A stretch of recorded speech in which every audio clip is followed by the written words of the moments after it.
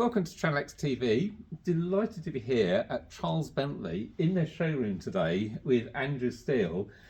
Welcome, Andrew. How are you? I'm good. Thanks for having me, Chris. Been a long time since you last came up here. 5 or 6 years ago, I guess. Literally 5 or 6 years. But for those that don't know you, tell us just a little bit about who you are and what you do. And Charles Bentley, very, very old company. Tell us a little bit about the history of the company. Yeah, so I think for those that don't know us, we're a 6th generation manufacturing business based up in Loughborough, Leicestershire.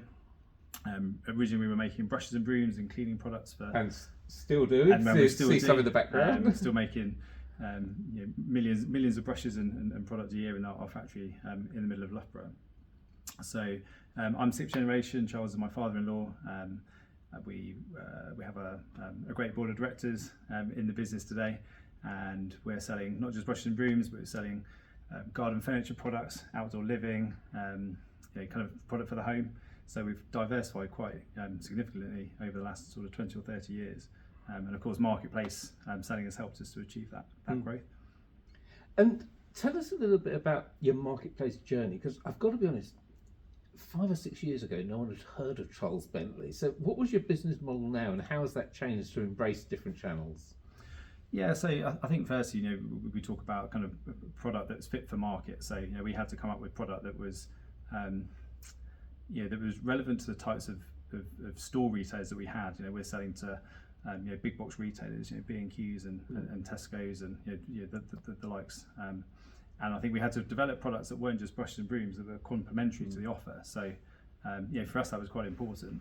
And I think it's fair to say that back then a lot of those brushes and brooms, they were sold as the retailer's own brand rather than as a Charles Bentley product. Yeah, we were certainly the brand behind the brand, or the manufacturer behind the brand. And I think over the last few years we're really keen to try and get the Charles Bentley name out onto products and serve the product as our own offer, which we think is where we want to be. And the brand is out there. I had a kitchen bin which I bought on eBay, but it turned up and it was a Charles Bentley bin, so I've been a customer of yours without even realising it. I know, and of course we put Charles Bentley on the title, right? So I guess really there's the product mix really is all Charles Bentley branded, and that's really where we want to be. So talk to me about channels, because you're now selling across a whole range of platforms. Where have you seen success? Where have you seen challenges? Yeah, so we've got, we like to have a diverse portfolio of accounts that we sell on, or channels we sell on. We're selling on marketplaces, we're selling on dropship channels, and through the traditional dropship model, and on charlesbentley.com as well. And we don't want everyone. We have many requests that come to have a partnership with, but we're quite happy with who we've got and the team that we've built to go and service those channels as well. So I don't always think it's sometimes less is more. You can have too many channels, and you can lose focus on trying to serve all of them. So you have to have the right channel mix, I think, for your product range. I think there's also a challenge between sort of the traditional dropship model to a retailer, and then you're selling direct on your own website now, and you're selling direct on marketplaces. How do you balance selling the product direct to consumer as well as having the more traditional retail model?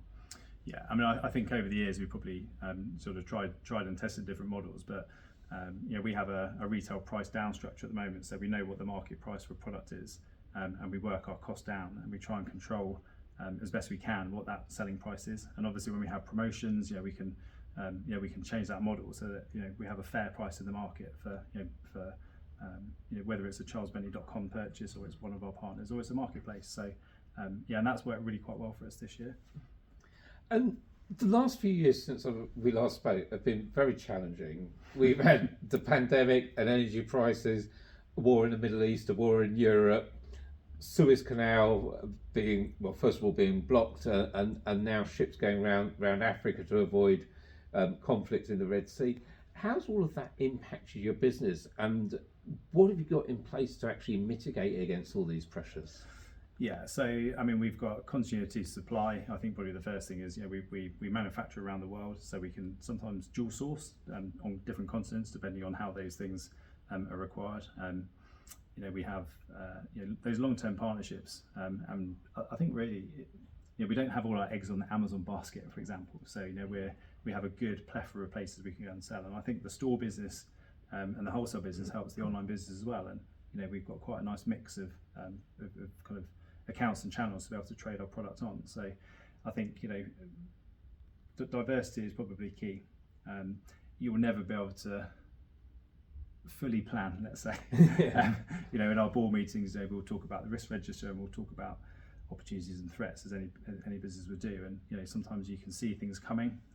We've had challenges over the last couple of years with the likes of Wilco, who have been problematic. They were one of our bigger accounts, and we had to obviously navigate the headwind with that. But I think we're quite good as a board on what those risks are and how we navigate through, and we can have a sensible conversation about what the next steps would be. And we're still in a challenging period, obviously, with the cost of living crisis, and I saw energy prices are going up again 9% in October, so we're certainly not through that. What's kind of your forecast for the rest of this year and into 2025? And with the economy not being great, is it all doom and gloom, or are you seeing some signs of progress? It's funny because we've had certain elements of the business have been fairly flat and normal. We have NHS contracts, and we have some stability in some levels. We've seen our online business, well documented, the e-commerce has been down for 3 years. How do you go and compare against the pandemic? It's very difficult. And I feel like e-commerce has probably hit the bottom of the market from what we see. And I guess we have some cautious optimism that there's going to be improvements into next year. I think as well that we look at product availability. There's opportunity there for us where it's taken time for many businesses like us to restock in the right areas for the right time. And I think there's going to be, I'm optimistic about how that's going to help all of our customers that we shop, that you can shop on to buy Charles Bentley products into the rest of the year, really, and into next year. So we're quite confident to see. We're experiencing these crazy container rates again. I think they'll start to come down. We can see them from sort of highs of $9,000 down to potentially down to 4s and 5s by the end of the year, and that's going to help products pricing. So I think there's some caution, optimism, I think, for next year. And where are you hoping to take the business?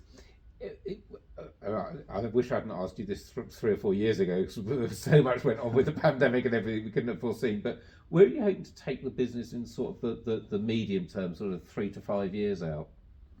Yeah, so I think there's more that we can do within our e-commerce business, around our home, garden, and leisure offer. There's things that we look at in the market that we should be doing. I think there's deeper stocks and availability to help serve our shopper better and our customers better. So we can definitely see on our sort of our trade planning models that there's opportunity there.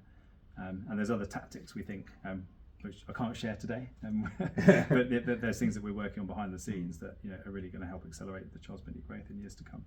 Well, we'll come back and speak to you again to find out what those things were. You can do, yeah. But Andrew, thanks so much for your time. No worries. Thanks you. again. Okay.